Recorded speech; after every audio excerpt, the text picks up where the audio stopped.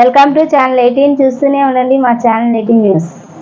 విజయవాడలో రేషన్ షాపులు తనిఖీ చేసిన మంత్రి నాదెండ్ల మనోహర్ 3 రోజుల్లో 42.14% మందికి రేషన్ సరఫరా. వృద్ధులు, దివ్యాంగులకు ఇంటి వద్దనే రేషన్ అందజేస్తామన్నారు. రేపు దీపావళి, సంక్రాంతి కలిసినట్టు పండుగ చేసుకుందాం. సరఫరా శాఖ మంత్రి నాదెండ్ల మనోహర్ ఈ కార్యక్రమంలో పశ్చిమ ఎమ్మెల్యే సుజనా చౌదరి, కార్యదర్శి Pattipati Sridhar, BJP, TDP, Janasena party నాయకులు, అధ్యక్షులు, ఇన్ఛార్జీలు పాల్గొన్నారు.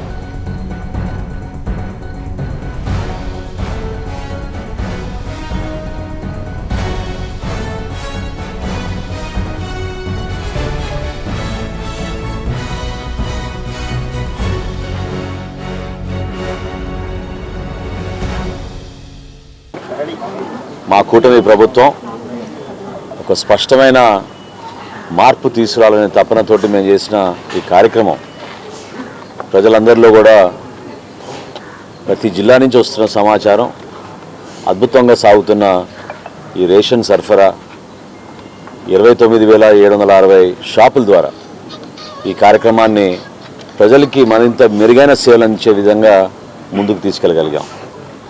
ఈ 3 రోజుల్లో నిజంగా ప్రతి ఒక్కరు కూడా ఎంతో అద్భుతంగా సహకరించి కష్టపడ్డారు. మా డిపార్ట్మెంట్ తరఫున, రెవెన్యూ శాఖ తరఫున, ఫేర్ ప్రైస్ డీలర్లు అందరూ కూడా, రేషన్ షాప్ ఓనర్లు ఏవైతే ఉన్నారో యాజమాన్యులు వాళ్ళందరూ కూడా మనస్ఫూర్తిగా చేసిన ఈ కార్యక్రమంలో ఇప్పటి వరకు మనకు వచ్చిన సమాచారం, ఈరోజు 3వ రోజు రాష్ట్ర వ్యాప్తంగా 62,14,000 కార్డు కుటుంబాలకి మేము సరుకులు ఈ రోజున పూర్తి చేయగలిగాం. అంటే సుమారు 42.14% ఈ 3 రోజుల్లోనే వాళ్ళకి రేషన్ సరఫరా చేయగలిగాం. ఈ గతంలో ఎప్పుడు కూడా ఇటువంటి కార్యక్రమం జరగలేదు. అంత అద్భుతంగా ఈ కార్యక్రమాన్ని ప్రజల్లోకి తీసుకెళ్తున్నాం. ఇప్పుడే మీరు చూశారు, ఇంటింటికి కూడా వెళ్ళి ఎవరైతే వృద్ధులు 65 సంవత్సరాలు నిండిన వారు ఉన్నారో, ఎవరైతే ప్రభుత్వం నుంచి దివ్యాంగులుగా పెన్షన్లు తీసుకుంటున్నారో దాదాపు 15,74,000 మందికి రాష్ట్ర వ్యాప్తంగా సరుకులు అందించే విధంగా మేము ఏర్పాట్లు చేశాం. ఈరోజు ఆ సంఖ్య కూడా దాదాపు 6 లక్షలకి చేరింది.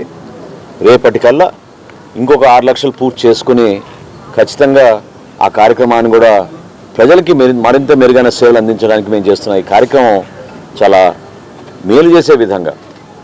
కావాలని కొంతమంది అపోహలు సృష్టిస్తున్నారు, కావాలని కొంతమంది సమాచారం తెలియక ఇబ్బంది పడుతున్నారు.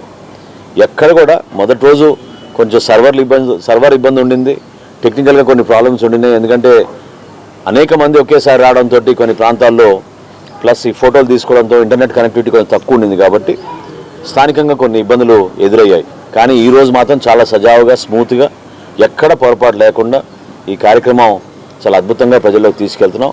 రేషన్ షాపుల ద్వారా 1వ తారీఖు నుంచి 15వ తారీఖు వరకు ఉదయం 8 నుంచి 12 వరకు, సాయంత్రం మళ్ళీ 4 నుంచి 8 వరకు ప్రతి ఒక్కరికి తలుపులు తెరుచుకుని ఎవరైతే ఆ లబ్ధిదారులు ఉన్నారో, ఆ కార్డుదారులు ఉన్నారో వాళ్ళు స్వయంగా వచ్చి ఈ షాపుల ద్వారా వాళ్ళకి కోరిన సమయంలో వాళ్ళు ఎవరు కూడా పనులు మానేసుకుని ఎదురు చూసుకున్న పరిస్థితి లేకుండా వారికి అందుబాటులో ఉండేటట్టు ఈ ఫేర్ ప్రైస్ షాప్స్ని ప్రారంభించాం. ఈరోజు విజయవాడలో గురునాథ్ గారు అనే ఈ fair price shop dealer shop number 15 ఈరోజు తనిఖీ చేయడం జరిగింది. అక్కడ కూడా ఎట్లా జరుగుతుందనే ఒక ప్రాసెస్ ఎట్లా జరుగుతుందని తెలుసుకున్నప్పుడు ఇక్కడికి విచ్చేసిన లబ్ధిదారులు కూడా చాలా హర్షం వ్యక్తపరిచారు.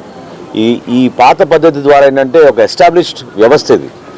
గతం నుంచి మనం ప్రతి ఒక్కరికి మేలు చేయడానికి కోసం కేంద్ర ప్రభుత్వం, రాష్ట్ర ప్రభుత్వం సంయుక్తంగా చేసే ఈ కార్యక్రమం వాస్తవంగా ప్రతి డివిజన్లోనూ, ప్రతి వార్డులోనూ, ప్రతి సందులో కూడా రేషన్ షాప్ అనేది స్థిరంగా ఆ ప్రజలకు ఉపయోగపడే విధంగా ఉన్న వ్యవస్థని కావడాన్ని వీళ్ళు కొత్త వ్యవస్థ తీసుకొచ్చి ఎండియు వ్యాన్లు తీసుకొచ్చి చాలా ఇబ్బంది పెట్టారు.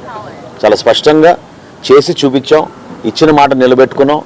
పర్ఫార్మెన్స్ విషయంలో, క్వాలిటీ విషయంలో, తూకం విషయంలో, at the same time door delivery విషయంలో ఎక్కడ కూడా పొరపాటు లేకుండా వీళ్ళందరికీ కూడా మేము ఇంత అద్భుతమైన కార్యక్రమం, సేవా కార్యక్రమంగా భావించి మాతో పాటు సహకరిస్తున్న మా సివిల్ సప్లైస్ డిపార్ట్మెంట్ సిబ్బంది, అదేవిధంగా రెవెన్యూ సిబ్బంది, వీరితో పాటు ఫేర్ ప్రైస్ షాప్ యాజమానులు కూడా రాత్రింబళ్ళు కృషి చేసి ఈ కార్యక్రమాన్ని విజయవంతం చేసినందుకు గౌరవ ముఖ్యమంత్రి గారికి, అదేవిధంగా గౌరవ ఉప ముఖ్యమంత్రి గారికి ప్రత్యేకంగా ఈ సందర్భంగా ధన్యవాదాలు తెలుపుకుంటున్నాను.